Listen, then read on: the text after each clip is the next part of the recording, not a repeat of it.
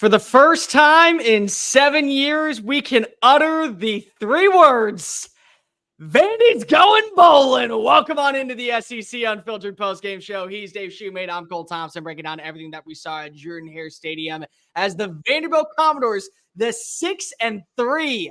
Holy crap, imagine saying that at the start of the year. Vanderbilt 3-2. March on in and take down Hugh Freeze, Diego Pavia with the trifecta. Real quickly, make sure that you smash that subscribe button and hit that ring notification down below. That way you don't miss a single live post-game reaction, Sunday Fun Day, Day Talks Ball, the Monday Morning Power Hour, and whatever other content we got on this channel. Make sure that also you download the podcast version of the show, wherever you get your podcast listening systems. Follow us on the socials, TikTok, Facebook, Instagram, Twitter at SEC Unfiltered. And make sure that you check out all of our great work found at SECUnfiltered.com.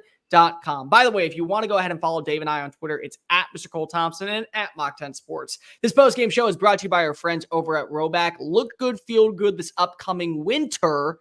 Yeah, it is winter, I guess, for some people. Back at RHOBACK.com. Promo code SECU, 20% off all joggers, polos, hoodies, shorts, pullovers, much, much more. Fall foliage, Christmas right around the corner. What better gift to give your mom, your pop, your brother, your sister, even your biggest enemies, your worst of foes? A RHOBACK, 20% off at RHOBACK.com, promo code SECU. Dave, I have to do this. So excuse me for a minute. Just and ladies and gentlemen, if you do have your volume turned all the way up, I beg you, please turn it down within the next 2 seconds. Thank you.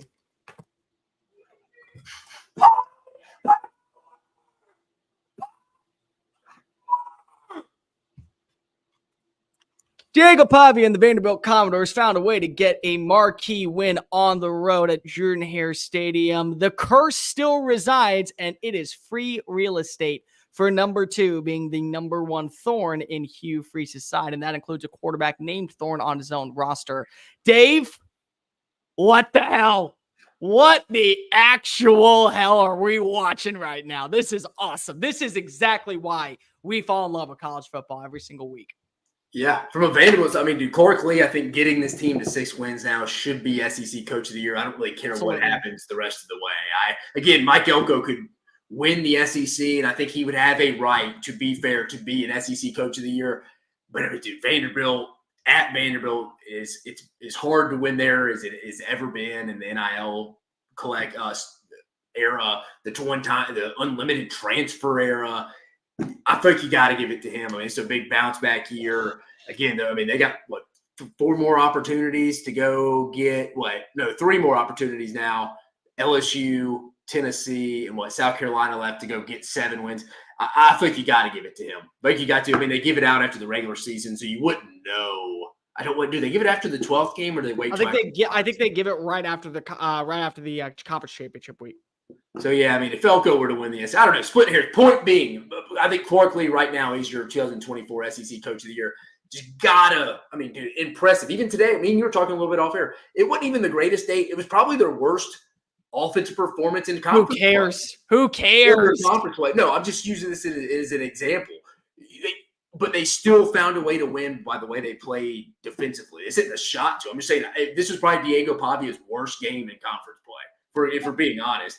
But the defense carried them when they had to. Granted, Auburn helped them out some. But again, I mean, Auburn was favored by line got up to 7.5, opened up at 5.5. I picked Auburn. I thought it was a good spot for Auburn, building some momentum. Thought Vanderbilt was due to just lay an egg, hit a wall at some point. Really nothing against them. Wouldn't even have held the game against Clarkley if they lost. But no, I mean, Vanderbilt just consistently, week in, week out, just competing in league games, 3-2 in league play now. Vanderbilt's a good football team. They're at 6 wins. Going to be fighting to get to 7. So that'll be a phenomenal year. I think he's the Coach of the Year as we stand right now. 7 is on the horizon. You could arguably say that if their defense doesn't allow a late score against Georgia State, 8 is on the horizon, 9 is on the horizon, 10's on the horizon. Could have beat Missouri. They could have beaten Missouri. I mean, that's what we're talking about with this Vanderbilt squad. And more importantly, they play their own brand of football, and they've mastered channeling out the outside noise. Because think about this for a second, Dave. They lose last week after being a top 25 team for the first time since 2014 underneath James Franklin. And they lose in only by a 3-point fashion, yet still This is where narratives begin. The month of November rolls around. We get to figure out who stands where in the pecking order of college football, who wants it more. I mean, think about this. A minute ago, we just watched as Ole Miss for the first time since 2008 went into Fayetteville and not only got a win, but they got a dominant win in the process. But this is where now we see the separation of mentality late in the season. And for my money, the mentality of Vanderbilt has been, we do not care what anyone thinks. We do not care what anyone says. We do not care if we end up losing by double digits to Tennessee. We lose by triple digits to South Carolina. We're going to give you our best punch. You're going to have to earn every single second. And Auburn did it. And you know who didn't? Diego Pavia when he stepped up. Here's the bottom line. Overall, the most underwhelming performance from number 2 of the season. I think you and I can both agree with that. There were far too many plays that he was moving outside the pocket. The offensive line did not do that great of a job protecting him. He nearly had 2 big interceptions, but he got 2 touchdowns. And he got 2 touchdowns at the right time. Early on in the game, AJ Newberry, a big time stretch to make it, I think it was a 7-0 at the time. Yeah, 7-0. Yeah. And then with 4:18 left, driving it 78 yards, taking 8 minutes and 53 seconds on the clock. Just how we know that Diego Pavia and company likes to do it. Connects with his go-to guy, Eli Stowers, for a 4-yard score, separates the total, gets the 10-point victory. This is a brand of football that is not sustainable at most schools, but Vanderbilt is not most schools. We make fun of them all the time for being known as the nerds with the calculators, not with footballs in their hands. We make fun of them all the time for basically being a baseball-only school and an academic decathlon that just raises the stats of the SEC. Yet they're showing you this season that they have fight, grit, determination, consistency, and more importantly, overall aura about them that is not dying anytime soon. And shout out to Joe K with this one, but the New Mexico man Zell is making a little bit of money right now down in Nashville. He just made sure that he will never have to pay for a drink again in that city, and he's probably got a couple of jobs lined up when he's done playing in the NFL for the next decade. Yeah, I mean, they had to be zigging while everybody else zags. At Vanderbilt, you're not going to be able to go run the same offenses, the stereotypical offenses everybody kind of runs this year with the lesser athletes. You got to be different. You got to be different. Something people don't prepare for each week. And Clark Lee, give him credit, took him a little bit to figure that out. But at schools like Kansas, you got to be a little different. At schools like Vanderbilt, you have to be a little different because you're not going to go get the elite of the elite athletes. So if you're playing the same style ball, going back and forth, same style, like just, hey, spread it out, we'll run some RPOs too. It's like, well, yeah, Texas does that too. You're not going to go out Texas. So I think that, again, why Tim Beck is probably the most impactful coordinator this year in college football. That hire, the coordinator change, probably the most impactful new coordinator, I would say, in college football this year. I mean, who else would have that big of an impact on their team? Offensively, maybe you could make a case for Chip Kelly, but even then, it's just like it hadn't been. It hadn't been that. Yeah, I wouldn't even say. Man, he may be. I don't even know if he's top 5. Ohio State hadn't been great offensively. That's what I'm saying. Like, it's definitely, I think, Tim Beck. I don't know who else it would be. I mean, you make a legitimate new coordinator. Maybe Colin Klein. And even they struggle with again. That's what I'm saying. Yes, to Colin Klein or even Chip Kelly. I think just it's more of a compliment to Tim Beck of just how big of a difference they are offensively. Where not only do they help, not only are they pretty solid. Again, they had their moments today where they weren't great, but like you said, they made plays when they had to make their plays to put the game away. But for most of the year, giving out even outside the day, like they've made their defense even better too because they don't allow their defense to play many snaps. They're just playing such great complementary football. Here's the big thing is that this wasn't the overall performance that we were used to seeing from Vanderbilt, and yet they still get a 10-point victory. They were 4-12 on third down. They really weren't great on executing. They only averaged about 6.2 yards per pass. They averaged 2.2 yards per run. That is not the brand. Cedric Alexander finished with a team-leading 128 yards, 9-23 through the air. Here were the 2 big differences in this game. Time of possession and turnovers. Auburn had the fumble. Auburn lost time of possession. That was it.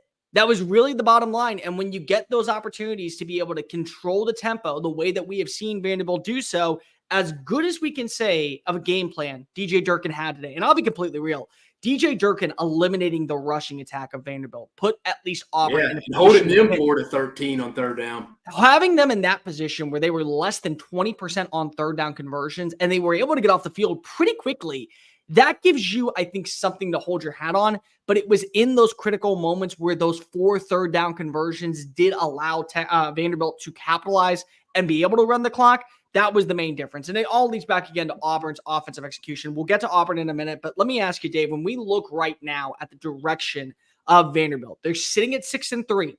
They can win, I would say, at least 2 of the games left, if not all 3. They very well could. They could beat South Carolina, and it wouldn't shock me. If LSU clocks out, and you brought this up multiple times, if somehow they're eliminated from the college football playoff race, would it shock you if this team takes a step back? Vanderbilt gets that signature the week after Alabama. Yeah, so then you get that. And then I think the Tennessee game is one of those ones where it all depends on what version of Nico Iamaleava shows up, because the ground game is going to be there with Dylan Sampson. The defense is going to force a ton of 3-and-outs, I think, on Diego Pavia. But maybe it's a 10-7 finish. I think the 8-4 is on the horizon. I think it's a very far-fetched horizon. 7-5. Yeah. 7-5 feels very likely. 7-5 I'd say feels very likely. 6-6. Ceiling 8-4. They're not going to get all 3 of those games, but you can certainly see where they lose all 3. Because South Carolina, obviously on paper, if South Carolina, it's a sleeping game. That's probably their next best chance to win. And depending what happens, if LSU beats Alabama, I don't know if they're going to go drop a total playoff appearance at home against Vanderbilt. That would, again, not totally out of the realm, because that's a total bitch to prepare for that offense, especially after seeing Alabama the week before. I would just have a hard time seeing Vanderbilt, again, wouldn't be shocked. I just have a hard time seeing them. If Tennessee were to lose out on a playoff appearance the last game of the regular season in Nashville, man, Vanderbilt fans, the few, the proud, would never let Tennessee fans live that down. No, you want to know what? They shouldn't. They shouldn't, though, because it's just like the same way we talk about Alabama. There was always going to be potential regression this year with Kalen DeBoer. But you don't lose to Vanderbilt when you have that much talent. You don't lose to Vanderbilt when you're Tennessee, built for 4 years in a row to get to this level where college football playoff hopes are on the horizon. Yeah, no, I agree.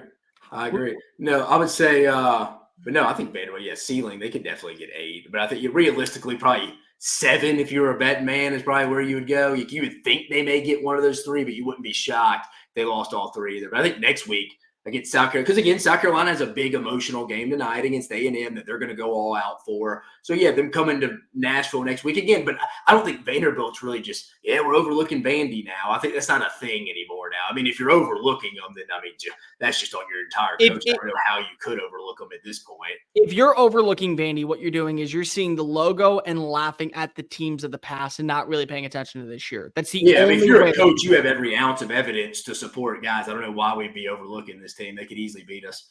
Let's talk real fast about Auburn, because of now they are in must-win mode for the rest of the year. They cannot afford to lose another game if they want to get the bowl eligibility. And they're not going to a bowl game, because if I don't think that they will beat Alabama, I don't think that they will beat Texas A&M. This was a game that you need. ULM's not an automatic win. ULM's a bowl team. It's not. And think about this. Last year, they lost New Mexico State because they overlooked New Mexico State trying to prepare for their last game of the year against Alabama in the Iron Bowl. And they could be looking ahead at Texas A&M to where General Booty marks on in and he becomes Diego Pavia 2.0. It's just potentially a possibility. But I look at this game, and honestly, there are so many things that I want to say that I could blame. The special teams, absolutely, you can blame in this game. I think that you can also blame the inconsistencies of the passing attack. I think that the defense did its job all the way up until the fourth quarter, where they allowed them to get that 4-yard touchdown to Eli Stowers. But this all falls on Hugh Freeze. And the reason it falls on Hugh Freeze is for one damn overall thought. What happened last week, Dave? They ran rampant with a guy by the name of Jarquez Hunter over Kentucky. They didn't find a way to slow him down, and they said, here, let's give you some more. And he said, yes, sir, all the way to the end zone. Dave, he had 12 carries. 12 for 50 yards. You had a game plan. You saw what worked for the first time last week. You saw what should have been the backbone of your team for the last 2 years. And you said, nah, not for it. I still have had dreams at night wondering what Auburn would look like if Brian Harsin trusted Tank Bixby as a lead running back.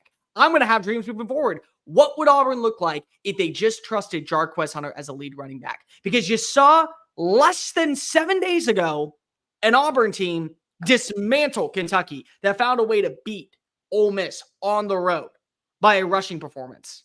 12 carries for 50 yards is inexcusable. It is by far and away the biggest joke I have seen this season when it comes to a game plan execution.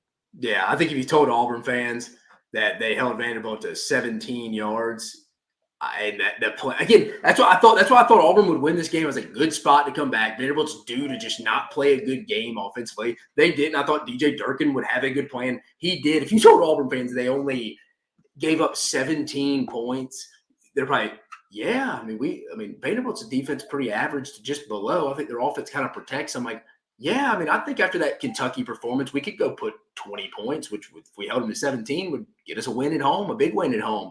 I think we can do that. Dude, going 2 for 15 on third down, just the typical inconsistencies. You're right.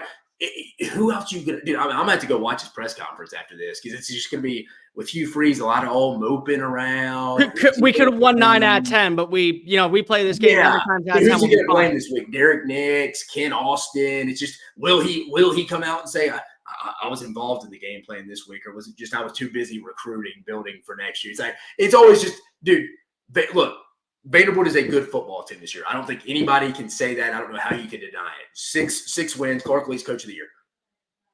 Dude, their defense is just an average. Yeah, if I'm being nice, just an average defense. You at home in the ninth game of the year now? 1, 2, 3, 4, 5, 6, 7, 8. Yeah, ninth game of the year. It's 9 game of the year. I'll go slightly. Okay, real fast. I'll go slightly above average defense for Vanderbilt standards. Let's just go with that.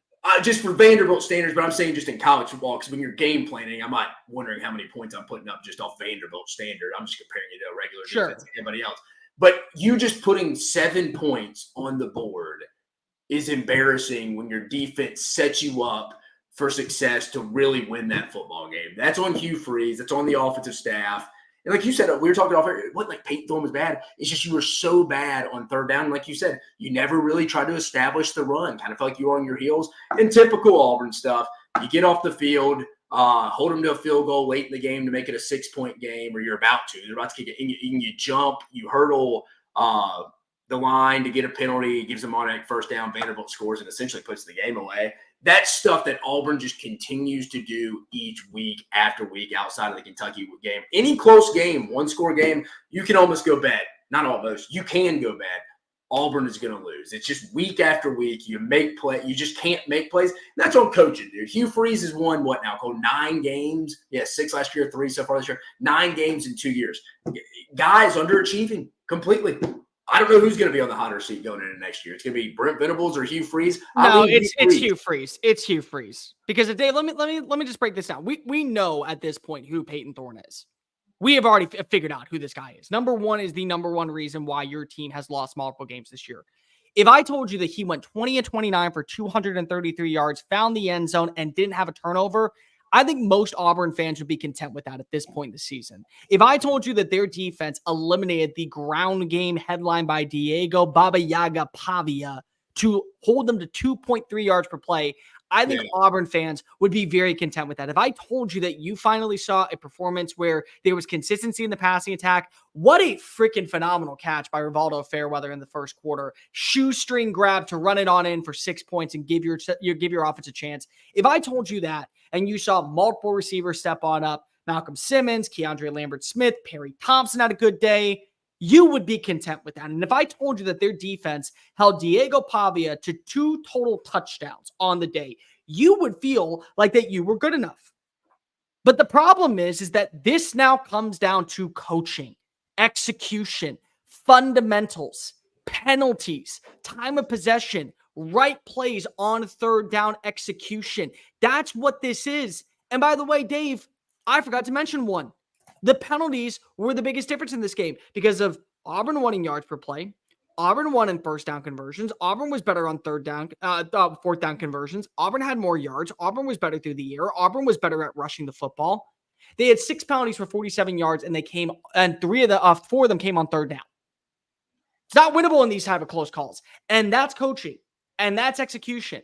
And I know that right now we are giving a little bit too much ahead of ourselves when it comes to Hugh Freeze, because they're not going to fire him if he's finding a way to get to 9-3 next year. But let's just call a spade a spade. Nothing is promised anymore. This is Auburn. Auburn is by far the toughest job in college football for my money because of the fact that you have to recruit alongside Alabama and Georgia and Tennessee. You have to produce alongside Alabama, Georgia, and Tennessee, and you have to win the games against those rivals. And by the way, up until last year, you played Auburn and Alabama and Georgia every single year as your crosstown rivals. They were your guarantees, and they were always good. But this is just poor execution. When I look at Auburn this year, they're a better roster with more flaws. And it's not coordination because you can't blame Philip Montgomery because he's gone. You can't blame Ron Roberts because he's gone. DJ Durkin called a game plan that puts you in a position to win and you lose by 10 points. That's on Hugh. That's not on you. That's on Hugh. And now you get to sit here and say, after last week, God, I hate playing against that quarterback. Yeah, well, you're 0-3 against him at this point. Congratulations. Of course you hate playing him because if he exposes you for your mistakes. And even when you go back and you try to blame little things like turnover margin, can't blame this one. Execution on third down. Can't blame this one. We were outgained. Can't blame that one. This comes down to literal coaching at its peak. And it is at your disposal. And you got to fix it. And it is not fixable in 2024. It isn't. No, they're not going to a bowl game this year. They're done. And if I'm somebody who was a big Auburn fan today, may have totally lost me on Hugh Freeze. But I'll say this: this is the year all their checks kind of hit their war chest. So they are going to have the money to go get kids out of the portal. But you also got to remember the transfer portal market ceiling and floor is not the same every year. There's different players. Who knows how? I think Aaron Nolan is potentially a kid they go get from Ohio State at quarterback. I think Caden Salter from Liberty is another name I've heard. Those are two would be to keep your eye on. Maybe some wild card out there nobody's really thinking about. But again, you can flip the roster faster than ever. So there's some upside that you could still be a little bit fired up, more so just because of how much money I think was planned to be given to the war chest. But now this starts to happen. You have some people may back off and be like, no, I want to see what this guy does on year 3 when he just has some pretty decent money, but we're not going to go break the bank like we were because we believed in him. I think you could lose some momentum from your boosters from this standpoint. These are those kind of losses, dude. You're a favorite at home, and I know Vanderbilt's played better than you all year, but it is what it is. Perception is reality. Auburn fans are not going to take kindly to losing to Vanderbilt by double digits at home, no matter how good Vanderbilt is. Just is what it is. I just don't. The rest of this year, I don't. That was your game. You could have went and see some late season momentum. Maybe got to 6. Yeah, that's over. You may be lucky to go beat ULM here in 2 weeks. Do you remember a couple of weeks ago we were talking about Ole Miss and how Lane may just leave because the boosters are fed up after how much they spent this offseason? They're going to not go and invest anymore because they failed to live up to expectations. That might be Hugh next year, where they were saving money aside for year 3, establish a culture, build an identity, win on the recruiting trail, and then we'll add in those extra pieces in NIL to guarantee that we get certain recruits or certain transfers that wouldn't consider Auburn in the past. That's how it feels at this point, this very moment, where absolutely, if you told me that Auburn was starting to back off a little bit, yeah, we'll give you this amount of money, but we're not going to go invest and throw the entire treasure chest your way for a king's ransom on certain players simply because of it's year 3 like we promised. We're okay going 9-3 or even 10-2 and being on the outside looking in so long as you prove to us that you're the right guy for the job to get us to 10-2. Yeah. Because why the hell are we going to waste ample money, ample execution, and more importantly, money that we could save for the next coach to come on? That's what I'm saying. Yeah. When you're proving to us that even with all the riches and blunders and phenoms of the world, 8-4 is as best as you can do. No, because people want a return on their investment. And if they're seeing that stock declining a little bit, let's be honest, Hugh Freeze underachieved last year. Should not have had a losing record with that schedule. Definitely should not have had a losing record with this schedule. I thought they should have won 8 this year with that schedule. They should have at least won 7. Let's just go with that. I thought 8 this year with that schedule, but Vanderbilt's a little better, but I still think you have no excuse losing to Cal at home. Arkansas is a very winnable game at home. If you just run the football, I think on that play against Oklahoma, you punt, pin them back. I don't think Michael Hawkins is ever going to score. You probably win that game.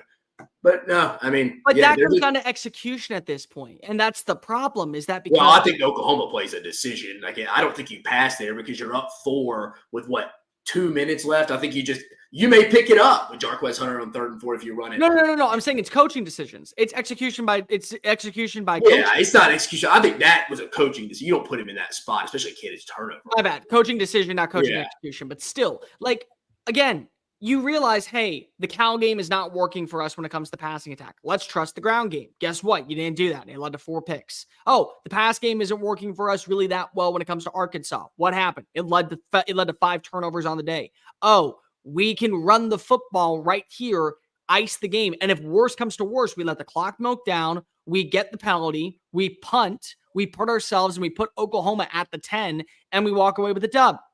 And then at least 7-5 is on the horizon. 8-4 is on the horizon. I'm so far to say that and I said this at the beginning of the year, watching the way that Auburn's offensive execution and their defense was, as long as Peyton Thorne isn't turning the football over, 9-3 is not that bad. And you want to know what the thing is? I still come away with this game saying what I've said all year about Auburn. They're masquerading as a bad team because they're not a bad team. They really aren't. They are just led by a feeble, fickle leader. And at this point, it is really hard to find any positivity around Hugh Freeze. Hell can freeze over, and I still would say Hugh is not going to win a national title at Auburn. It's not happening anytime soon, at least with the way that he is coached and the way that he showed his ass today. Yeah, Auburn. Last thing we both kind of said what we had to say. Last thing, Auburn. This will be the 5th time in the last 7 years Auburn will finish with a losing conference record. Yeah, you want to know what's really funny? There's a guy by the name of Matt Mitchell. If you haven't checked him out, please do on YouTube. He's one of the best YouTube content creators. He's talked about how Auburn and Florida are very similar with sub 500 records in conference play. And at the beginning of the year, he said, "Oh, I'm not Florida. I got my team turning the corner." Congratulations, Matt. I cannot wait to see your skit on Monday afternoon talking about how Auburn is still the Auburn that we once knew. But like, rate, review, subscribe. Kay Ivey, by the way, congratulations. You had a phenomenal run You've been as the Alabama governor. Your ass needs to get out of that chair on November 5th, because if you win 3 times in the Yellowhammer State, you get to go ahead and control everything. Mexican Manziel. Governor Diego Pavia, welcome to Montgomery. Like, rate, review, subscribe, follow us on the social channels. Make sure that you follow Dave at Mach 10 Sports, me at Mr. Cole Thompson. Check out all of our great work found at secunfiltered.com. And make sure that also you hit that ring and smash that subscribe button, because we got more live reactions tonight. World's largest outdoor cocktail party. We got South Carolina versus Texas A&M. Is the streak still going to continue? Kentucky versus Tennessee. What version of Nico Iamaleava wakes up with the new Venom-esque jerseys? Blackout in Knoxville. Is it a blackout performance for Kentucky? But for Dave Shumate, I am Cole Thompson. We will be back later, but make sure that you go ahead and enjoy a cold one on us. Pavia Power and the Commodores back in bowl season. Peace.